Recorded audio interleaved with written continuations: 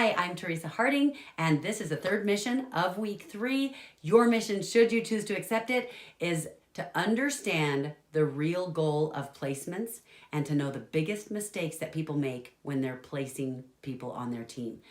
So first of all, what is the goal?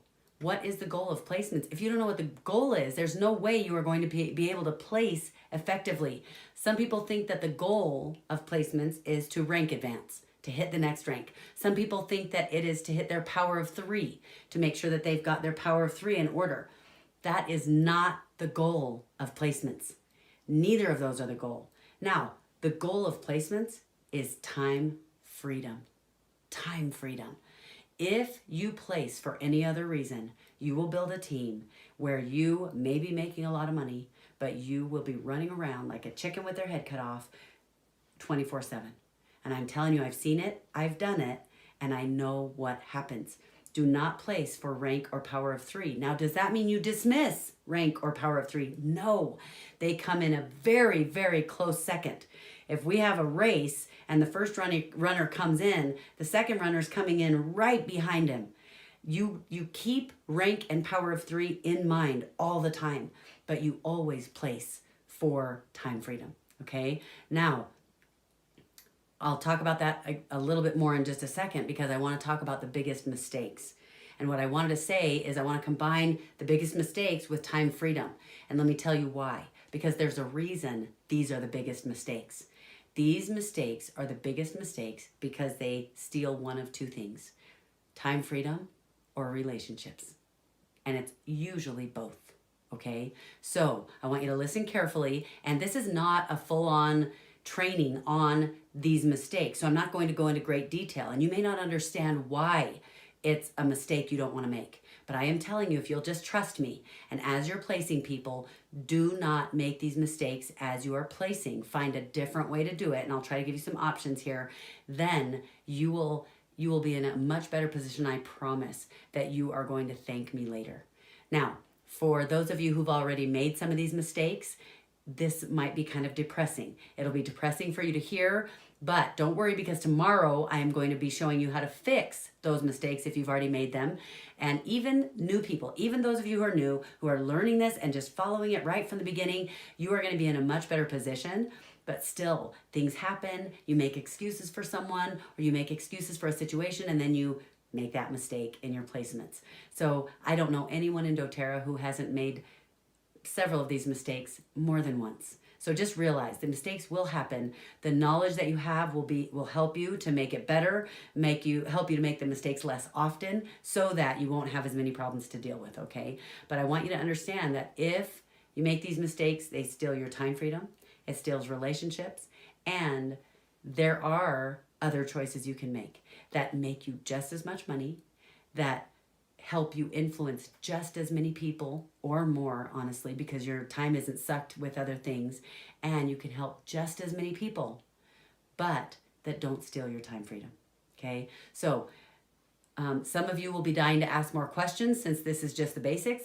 I will talk about the mistakes, and you'll think, well, what about this? Or what if the situation is like this? Or my situation's a little different because, okay, we're not going to go into that. I just want you to trust me. Just trust me, and trust that if we were there together and had 5 hours, I could go over each one and go over each possible scenario and situation, and I've probably dealt with it already, and I could help you understand why you do not want to do this, okay? So mistake number 1, putting product users or sharers on your front line. A lot of times we are enrolling people. We're so excited. We've been looking for a builder. We're doing all these classes. You're doing the 30-day challenge. You enroll some people, and the first day or the first week you're thinking, of these 3 or 5 or 8 people, whatever I've enrolled, oh my goodness, all I care about is did they enroll and did they breathe? A lot of times that's all we care about because we just want someone so badly. Don't be desperate. Don't put sharers and users on your front line. And why do you think we do this challenge the way we do? Because you'll have 14 days from the time your first person enrolls. You will have these 14 days from then to enroll as many people as you can, and then choose one of those. You have a choice between all those people. So if you did your sampling for 2 weeks, you would have sampled 40 people. Do you think out of 40 people that you've got some people coming to the class, of those people, do you think your chances of finding somebody who wants to build, who's going to be more closely aligned with a committed and capable person than what you've been finding in the past? You bet you will. So that's why we do that. Okay, mistake number 2 is putting family on your front line. Do not do it. People think, oh, our family's different, we can do it. 99 point, you give me a number, % of the time, it ends up being a problem. And often one family member thinks it's not a problem. The other family member says, yeah, it's a problem. So don't do it. Put them on your 3rd level, because if you put them on your 1st or 2nd, eventually that family member will need to qualify so that you can qualify. And you do not want that to be a part of the relationship. Mistake number 3, giving your enrollership away. If you are the one who enrolled that person, keep the enrollership. Even if I have an amazing builder and they are doing all the work, I enroll Sarah, I put Sarah underneath Jim, and Jim is amazing. He's taking care of Sarah, doing all the work. Do not give Sarah's enrollership away. You give it away when Jim needs it to hit silver. When Jim has built the team up and built Sarah up so that he's ready to hit silver, but he can't hit silver without Sarah's enrollership. On that day, not before, transfer that enrollership, okay? Location. Make sure that if you've got a team in Mexico and you sign someone up in the US, put them on your US team, if at all possible. If you only have a team in Mexico and you've got to put them somewhere, of course. I mean, there are times when you absolutely can't follow the rule because it doesn't exist. The option doesn't exist. But if you've got a team in California, team in New York, and a team in Russia, and you sign someone up in Russia, for heaven's sake, put them on the Russia team, okay? I don't care where you need the volume. That's important.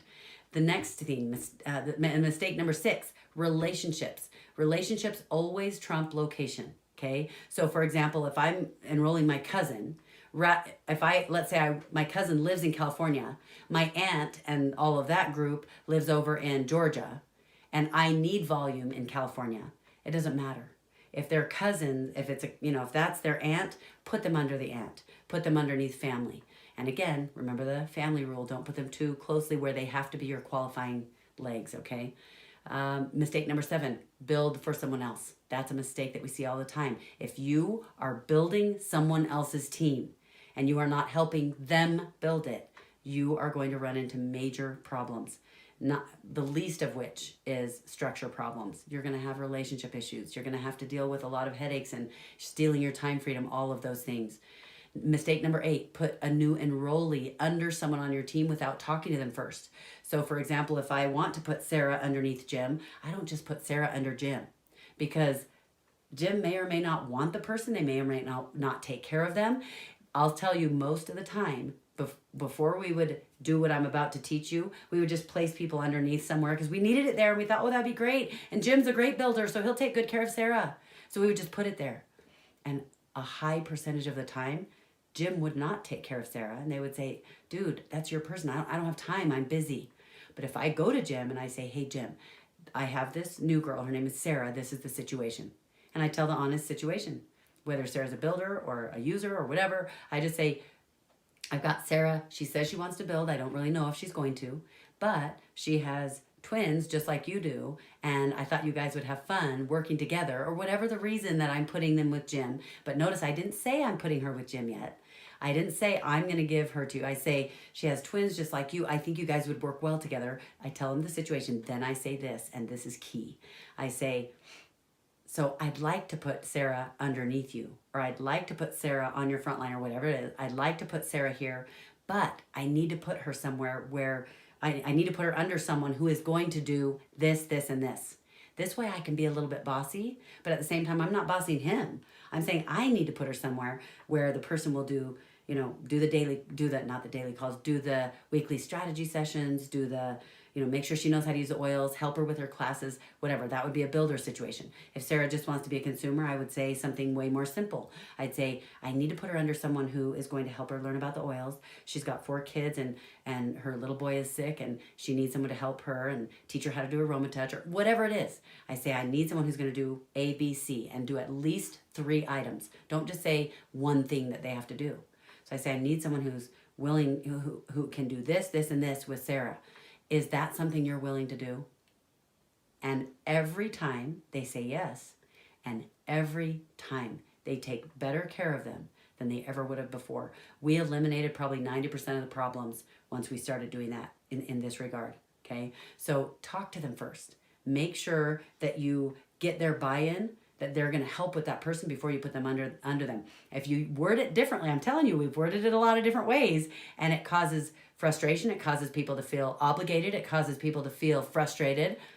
Use the wording I just gave you. It is key. Okay. So, mistake number 9 is using placeholders, or people call it a ghost position. Now, first of all, the way most people do a placeholder, it's illegal. You are not allowed to have any kind of ownership in more than one spot.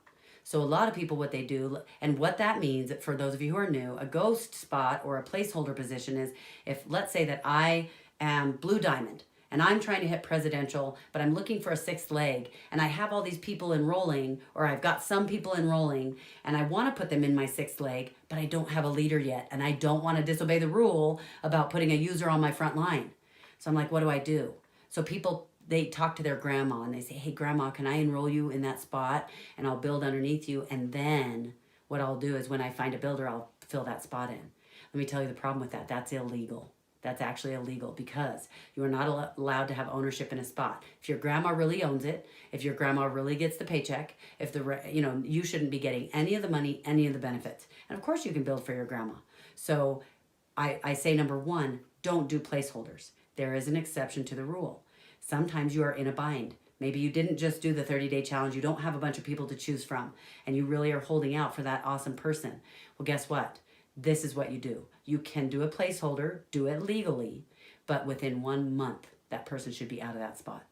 It should be absolutely a placeholder. Some people have placeholders in that spot for 6 months, a year, 2 years. I know people who have years. They've had that person in the spot. What it really does is it gives you a cop-out. Oh, I don't have to find a builder because I've got time. So what you do is, anytime you need to find a builder, you guys just do this 30-day challenge. You do the 30-day challenge, do what we've done for 30 days, you will find a builder. I promise you'll find a builder. And if all you need is 6 builders to get presidential diamond, well, guess what? Is it worth doing what we've done 6 separate times? And by the way, you might find more than one builder in the month. And I also promise you, if this is the first time you've ever done this 30-day challenge, or something like it, if you haven't had a leader who's taught you this before, I'm telling you, the second time you do it, you will be way better at it. You'll find more people. You'll be way more effective and way more efficient, okay? Mistake number 10 is people who make hasty promises. Don't make promises about, oh, I just talked to this massage therapist, and if she enrolls, I'm going to put her underneath you. Don't do that, because things might change. I'll tell you what, I made a huge mistake. I did that one time.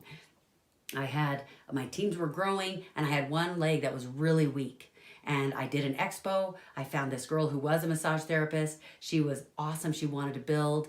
And so I went and told my leader who needed volume. I said, oh my goodness, look what's happening. And I think she wants to enroll. She wants to build. If she does, I'm going to put her under you. Well, guess what? It took the girl months to enroll. She never enrolled for quite some time. And because honestly, it's because I didn't follow up right. But by the time she enrolled, guess what was happening with my weak leg? That was now one of my biggest legs. And I had another leg I had started that was now my weak leg, and I really needed help on that leg. But guess what? I had to keep my promise. If you promise something, you keep your promise, but don't make hasty promises. Don't tell them you're putting them there until you're having the conversation saying, I'd like to put them under you, but I need someone who can do this, this, and this. And is that something you're willing to do? Because when you do that, that means you're ready right now to place them. All right. Mistake number 11 is they don't do their due diligence. They don't test. They don't test the person to find out exactly what they want to be involved in, how much they can be involved, okay? So make sure you test them. Some of you guys are brand new to doTERRA. Some of you have already been building, and you may even be big leaders in the company already. And if you've already made any of these mistakes, like I said, it can be really frustrating. It can be depressing. Don't be depressed. Actually, I want you to understand this. I promise I have never seen a team that is as messed up as mine was, because I did not know what I was doing, and I wanted to pretend like I wasn't building at first because it was network marketing, and I don't do network marketing. So I'm not kidding. I had the worst messed up team, and I have worked with so many people who show me their team and they're in tears sobbing. I have diamonds who say they're sobbing, looking at their mess, looking at these mistakes and going, I have to start over. I have to totally start over. But guess what? You don't have to start over. I promise. I will help you fix it. So make sure you tune in tomorrow. We're going to go over the fixes for these mistakes. All right. You guys have a great night. Go watch the other videos, and I'll see you tomorrow.